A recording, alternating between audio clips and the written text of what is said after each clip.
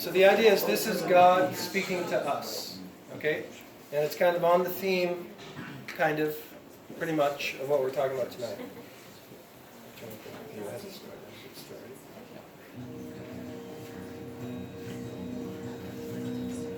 Feel like you're falling down, and all the world is crashing around. When you feel like you've lost your way, just call my name, and I'll come running to you. When another day, another dime is another wound, another crime, and your heart, it just wants to stop. Just call, and I'll come running to you.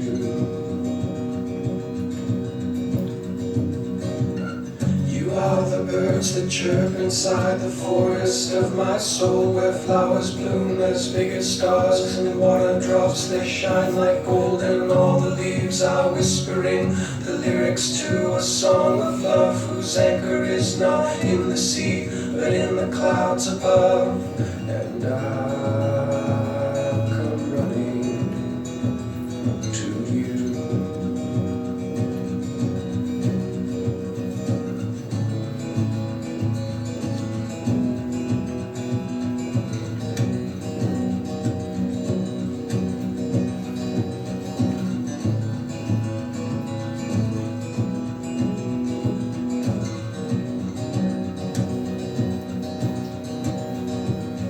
And I'll come running to you.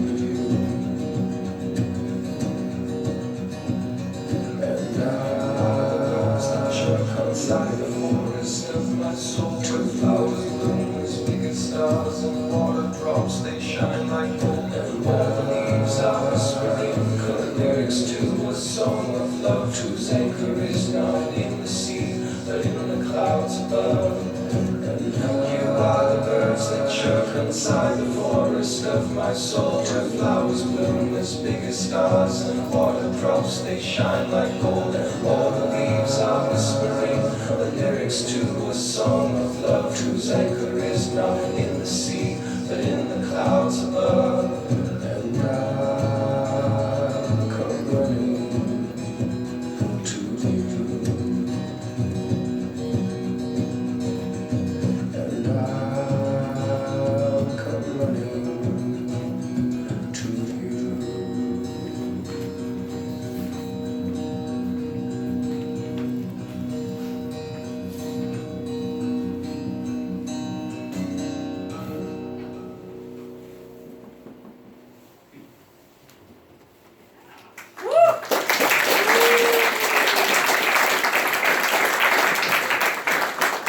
So the idea there is obviously this amazing love story that God, who created all the earth, speaks through everything and through all of time, and has this amazing message of love that's been echoing down to us for forever.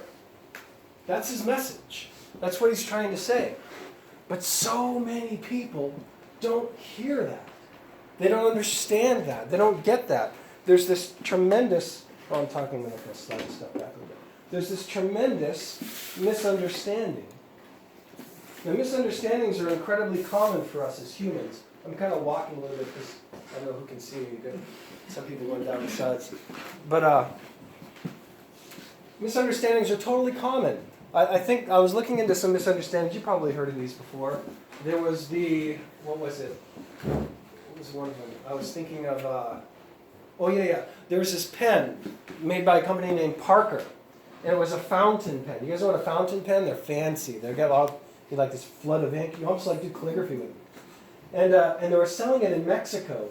And the statement was, this pen will never break in your pocket, will never leak in your pocket and embarrass you. You know, the big our generation, we don't get it. I mean, mine and your generations, we don't get it. The idea of a pen that leaks, and I don't know if you ever had it happen. It's not very common. We don't even use pens anymore almost, right? But there's this thing, if it won't break, it won't leak in your pocket and embarrass you. But they were marketing it in Mexico. And in Mexico, the word for embarrass is awful lot like, you're laughing, you already know the word, right? What's the word? Yeah, someone said it. What does it mean? Pregnant. Yeah. So the marketing in Mexico said this pen won't leak in your pocket and impregnate you. It was like, there's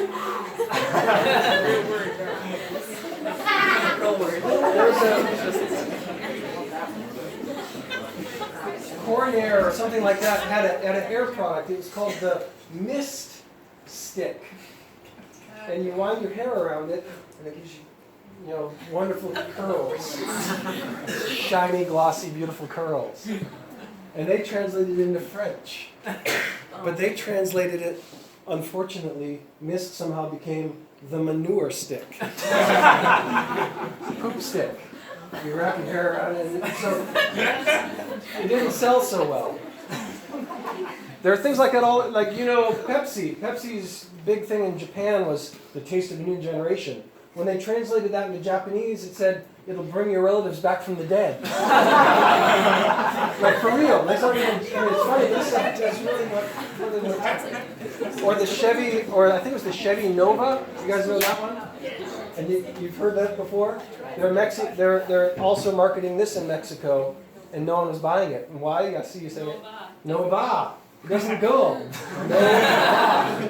So there's all kinds of misunderstandings that we end up experiencing in our lives as well.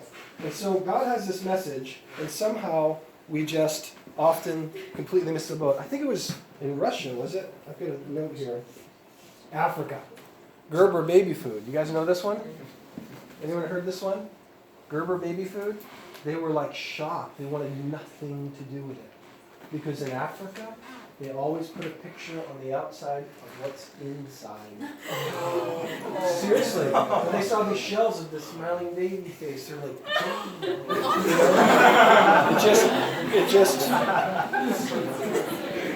it mistranslated. Then one last one, American Airlines, they had this thing about fly in leather, travel in leather. They had leather seats. But they mistranslated to travel in your skin, which basically is fly naked. There's a big national ad in another country. American Airlines, come fly naked. So there's all kinds of stuff like this. It's kind of on the humorous side of misunderstandings. And there are all sorts of things like this that happen. I heard one story of a lady. I couldn't confirm if this was true or not. But there was some lady who was proper English speaking, and she was going to a campground, and she wrote to the campground and said, she didn't want to use the word bathroom or restroom. She used bathroom commode or BC. You can use the term BC for bathroom. And she wrote them, do you have a BC or a campground? And the guys at the campground got the note, and they're like, BC. Scratching their heads like, what the heck is a BC? And eventually they figured out, a Baptist chapel.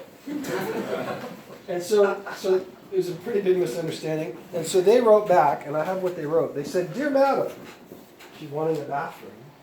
They mistranslated chapel. I regret very much to inform you that we do not have a BC on the grounds. The closest BC is 9 miles away to the north. But it's capable of seating 250 people at one time. I admit it's quite a distance away if you're in the habit of going regularly. But no doubt you'll be quite pleased to know that a great number of people take their lunches and make a day of it. They usually arrive early and stay late. The last time my wife and I went was 6 years ago. And I'm so proud of you understand the entire time.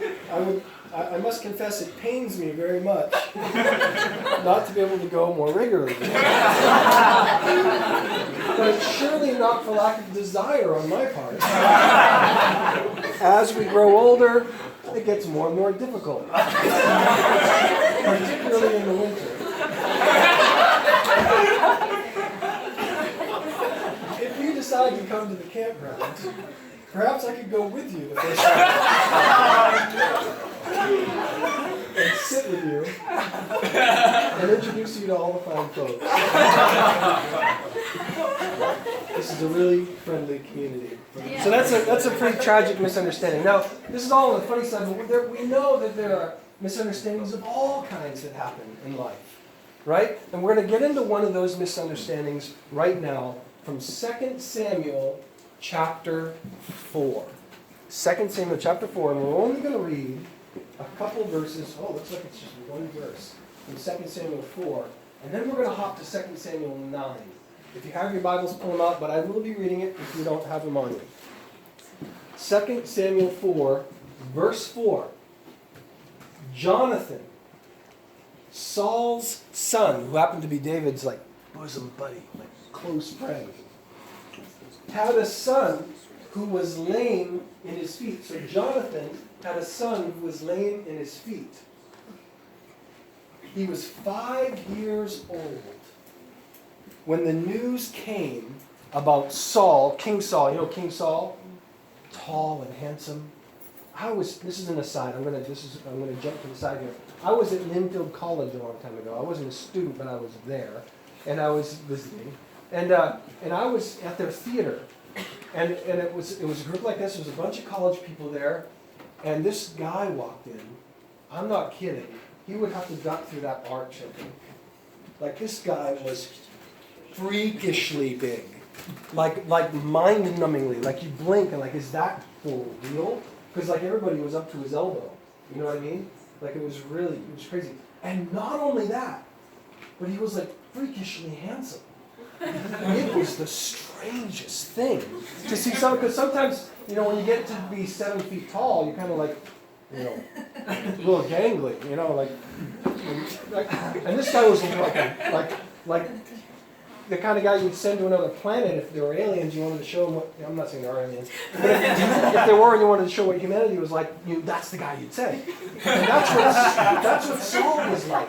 Saul was so tall and so handsome. The Bible said no one was like him, but his heart had left the Lord, and he died on the battlefield in punishment, basically. And his son Jonathan, they both died in the same battle. And everyone knew David was now going to be king. So, Jonathan had a son. When the news came that Jonathan and Saul had died, his nurse took him up and fled. And it happened. Haste makes waste, right? It happened as she fled. She dropped the baby, broke both of his feet, and the baby was lame for the rest of the baby's life. Couldn't walk. His name was Mephibosheth.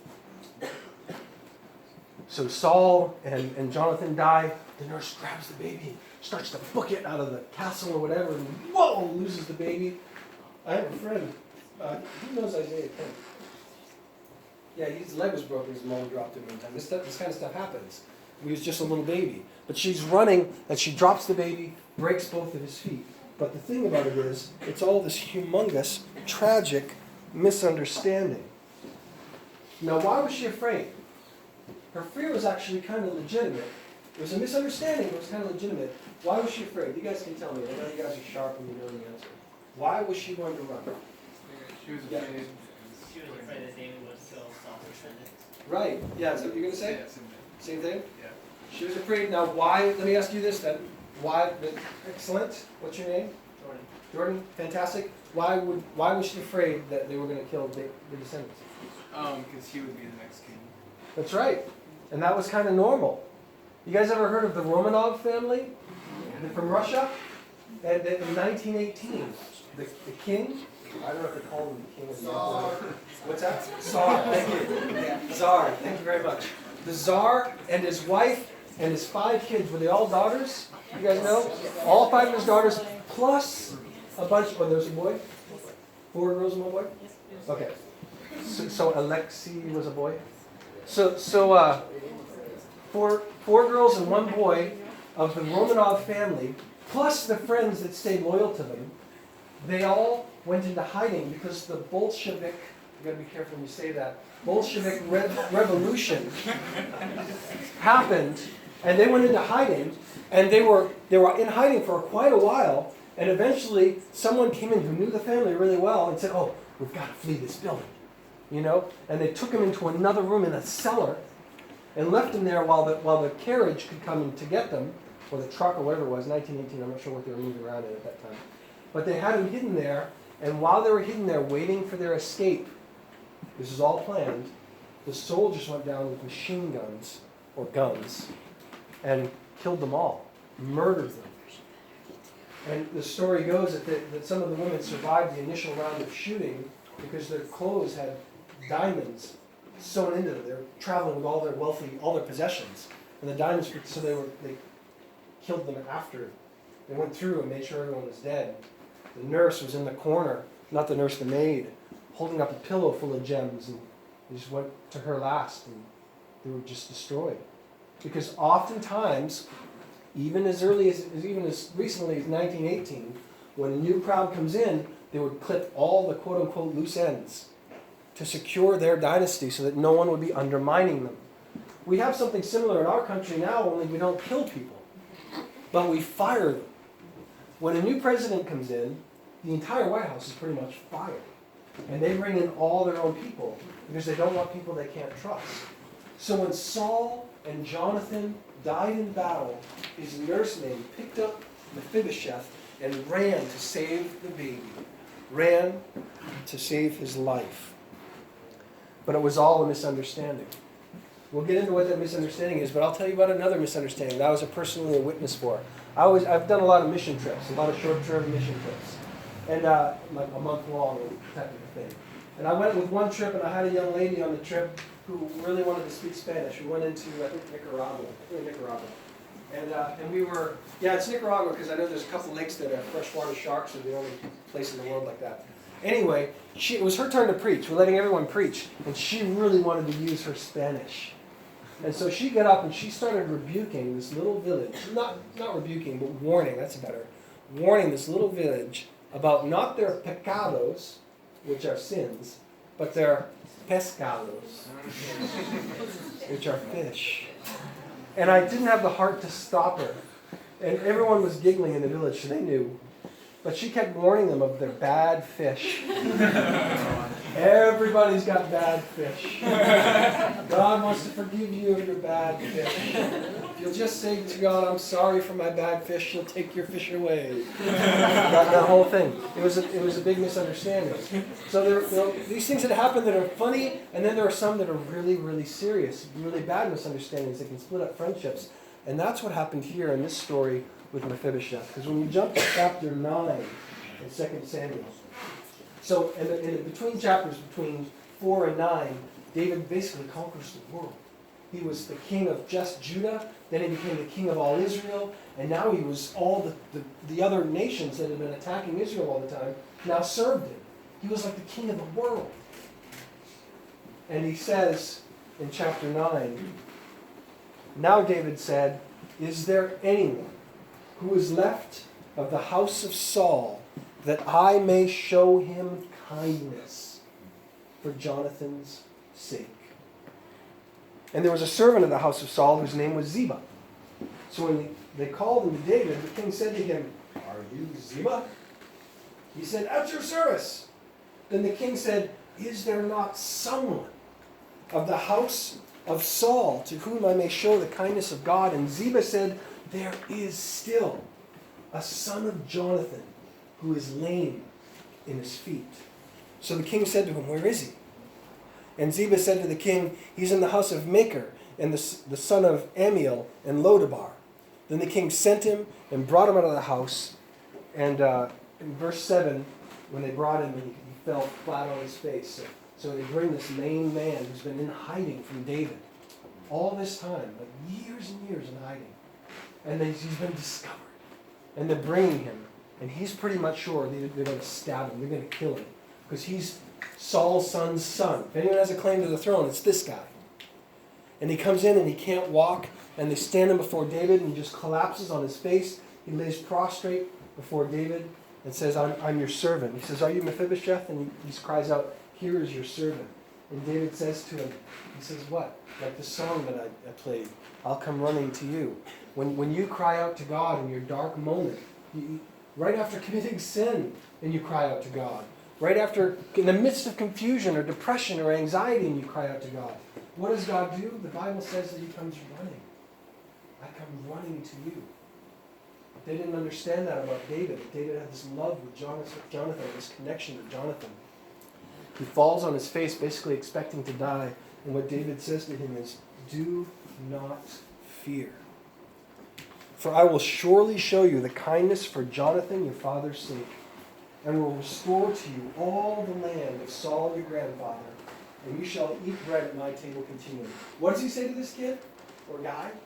He says, don't be afraid. Everything.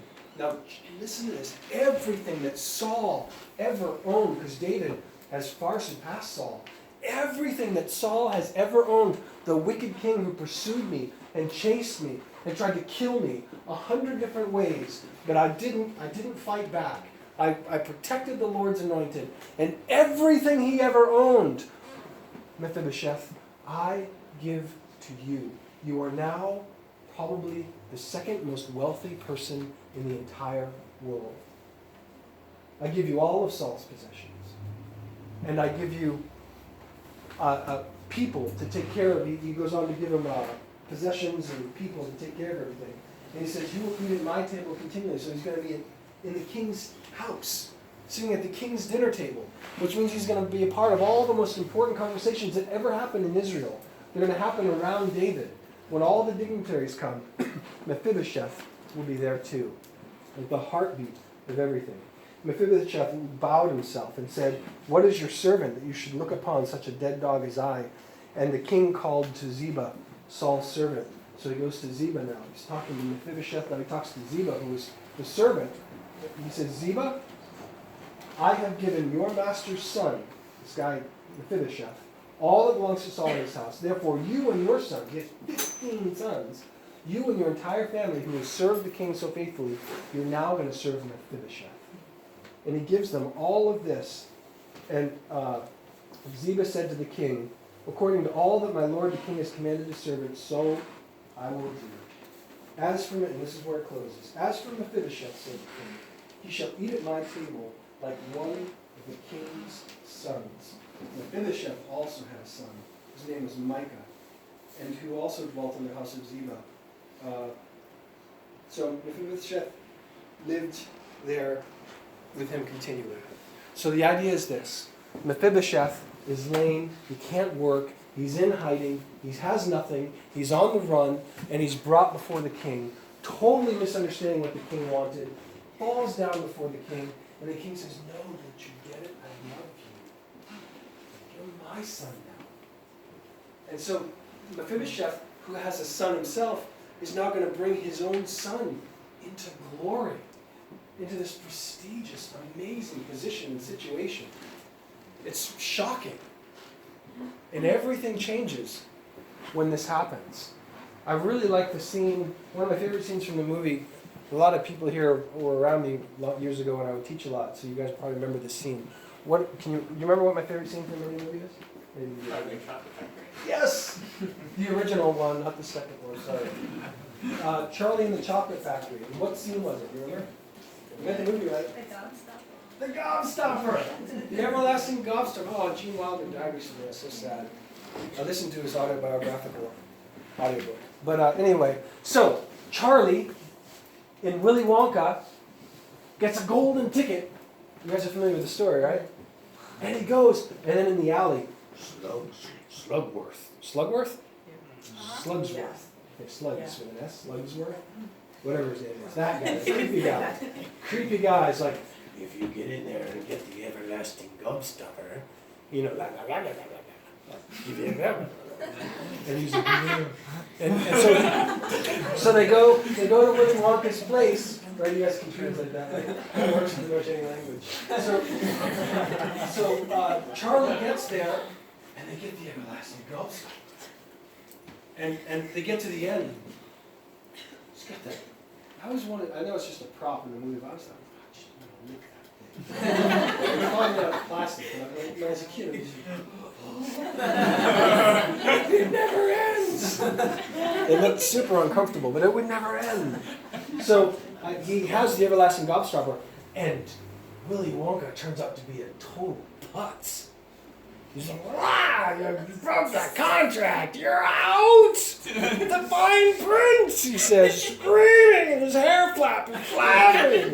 And he sits down at his half-cut desk with his half-cut documents and half a pencil, and just starts scribbling. And Charlie has the everlasting gobstopper, and he and Grandpa Joe, right? Grandpa Joe? He's like, what do I do? I've got 4 grandparents, bedridden. I took this and sold it to Slugsworth, or whatever the creepy guy's name is, I'll be rich.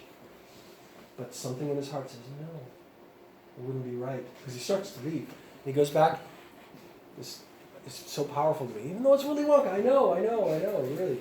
But he goes and he sets the candy back on the desk. He says, Mr. Wonka, you should keep this. And he leaves. And as he's leaving the door, I love this scene. Willy Wonka's hand, I feel so weird just seeing Willy Wonka's such a funny name to say, but it's just a cool moment. His hand just kind of curls over the gobstopper. Like treasure. And he turns around and he says, Charlie, you've won. You've won. This was all a misunderstanding. You weren't understanding what I was trying to say. This is what I wanted. And you've won. And everything changed. He didn't just win the everlasting gobstopper. He got everything. And so there's this message in our lives as it relates to Mephibosheth. That God loves you, and you, and you, and you, and you, and you, and you, and everybody in this room. And not only does he love you, he died to take everything, all your bad fish, right? He died to take everything that is wrong in your life. He's paid for it. He took it all from you. And what he's going to give you when you breathe your last, and we live our lives like trying to grab everything we can in life, and build life, but slowly, eventually we get pulled, ripped out of life, and we don't leave with anything. All the things we thought were important, they pass. But God pulls us away and then gives us paradise, eternal life, for time without end, pleasure without end, beauty and glory and wonder and joy without end, forever and ever. If we take the little gobstopper of our soul, our trust, and hand it to God, he gives us everything. Everything. And yet people misunderstand this message over and over. I do a lot of conversations on Facebook with atheists. I've got a special place in my heart, I'd like to say for atheists, I guess it's kind of true, but for the truth of the Bible, how we know the Bible's true. And so I get into a lot of conversations about the scientific evidences for creation, which are so powerful. I believe fully, I am fully convinced that evolution is absolutely farcical. It's absolutely silly to me. Scientifically, not by my faith, but by true, actual science. And I'm not trying to challenge anyone to a debate, but that's how I feel with all the study that I've done. But there are people that get tripped up, whether it's on that or something else, homosexuality or any of these other issues. People get tripped up on some of these things, and then they begin to see God as something other than what he is. And they, like Mephibosheth, are like just carried away, running from this king who's coming to love them and to bless them and to give them everything. And they run from him, afraid of what he's going to do. And they maim themselves. They maim their hearts. They break themselves. They break their spirits. They hurt their minds. They hurt their psyches. They hurt themselves, fleeing from a God whose message is, I love you so intensely that I give all that I am to you. I give you all of me. That's the echo that God is crying out as he reaches out. One kind of final story, there was a couple of brothers, and they ran a store together. They kind of had this little out in the middle of nowhere store, and they never got married. They're just kind of just best friends, and they ran a little store, and one day, one of them left $1 on the register. When back in that time, that was a little bit more money than it is now. There was $1 sitting on the register. And when he came back, the $1 was gone. And his brother was the only one around. So he went to his brother and he said, "Hey, you took the $1, please give it back to me." The brother said, "I didn't take the $1. He's like, "You're the only one here, you took the $1." He goes, "I didn't take the $1. And it became a rift between them. A rift. Right? Rift. A breakage between them. That grew and swelled as other things fell into it, and eventually they were totally estranged from one another. It was such a strange situation, this estrangement, that they built a wall in the middle of the store and had 2 different stores. And no more relationship. 20 years goes by, and somebody comes in to apologize because they found faith in Christ. And they just happened to be in the area, and they just felt compelled to come and tell them 20 years ago they slipped in and stole $1 from the register.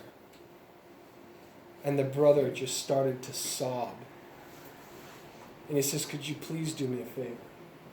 And the man said, "Whatever you want." He says, "Would you go tell my brother?"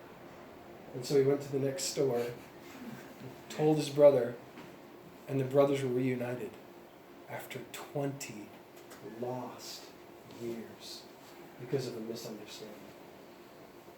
So the question that I have that naturally follows is, do you misunderstand God? Are you plugged in somewhere where you can hear what he has to say from people who really know him? Like this place. This is an awesome place to be. I love this place. If I were your age, I would live here. I really would. This is such a cool place. But there are places like this elsewhere in the city too, where people know God and they're studying his word.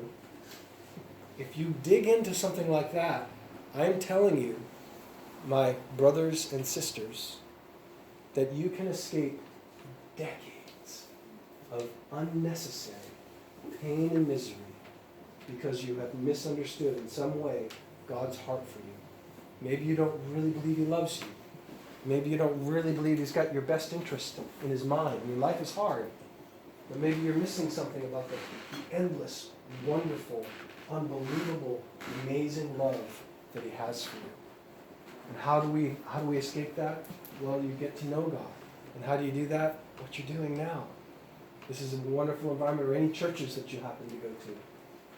So my prayer for you, and the reason that I shared what I shared tonight was, especially your college years, there are a lot of people who do not understand the heart of God.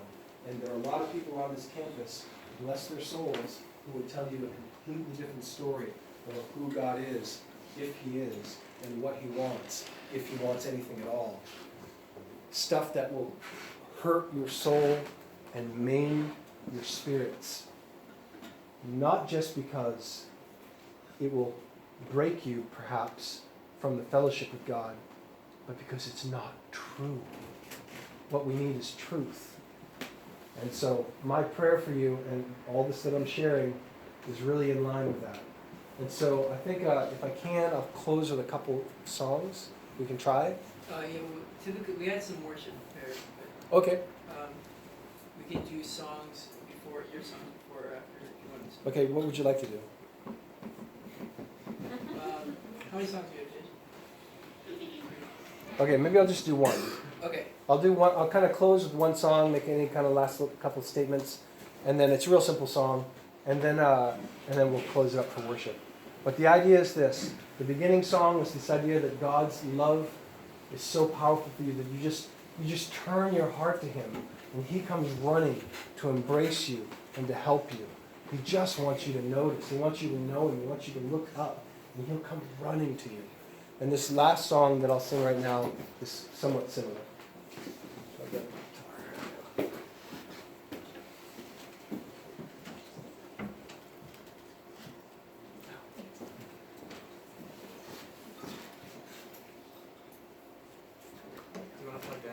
Yeah, someone will have to probably, I don't know who's doing the sound system. You want a mic? Or Yeah, I think so. oh, nice. Oh, that's loud. Sorry. So I turned the volume back on again. Yeah, let me turn it down before you plug it in. Great.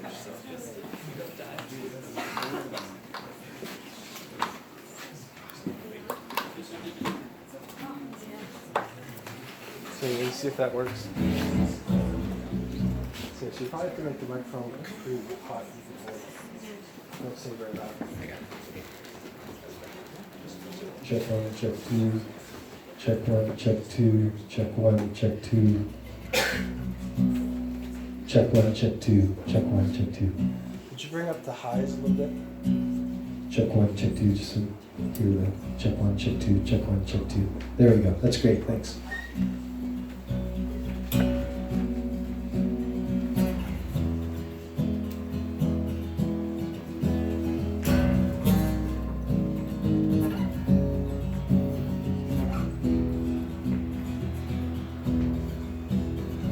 It happened on that fateful night. You looked around, no friends in sight. They'd run away when the danger came. The wicked dragged you to their court, searching for some false report, but finding none, they demanded who you were. You said, I come from God, and I choose to lose it all for you. The Pharisees screamed blasphemy. What more proof do we need? Give this man to the Roman guard. They kicked you down just like a dog. Your back was whipped, your body flogged. They shoved you on through the angry crowd. You were saying, I come from God, and I choose to lose it all for you. You said, I am one with God, and I choose to lose it all for you. 3 nails and a crown of thorns, they held you down while your flesh was torn. They ripped you of your glory, and they stole your dignity. They raised you up for all to see, you hanging there in agony, your sinless form taking the wrath of God. Saying, I come from God, and I choose to lose it all for you. Saying, I am one with God, and I choose to lose it all for you. On the break of the 3rd day, the angels rolled that stone away.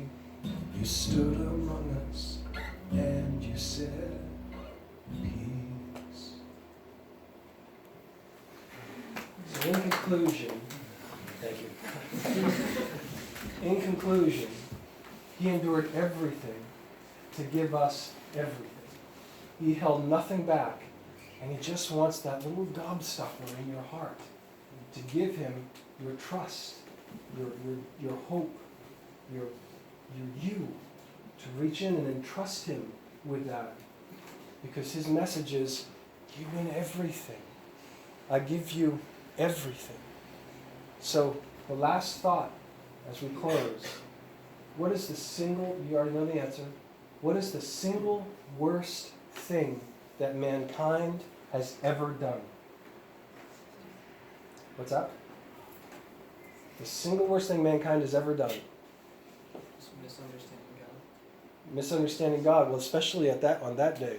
What was the worst action they did because of that misunderstanding? Crucified Jesus. Yeah, you're totally right. And that led people to crucify Jesus. They didn't understand him. They killed him. And yet, my brothers and sisters, what is the very doorway to heaven? The death of Jesus. God's wonderful ways are so amazing that he took the worst thing man has ever done and made it the doorway to heaven when we were his enemies. If he was like that when we didn't trust and believe, how much more is he for you now that you're trying? We'll close with that.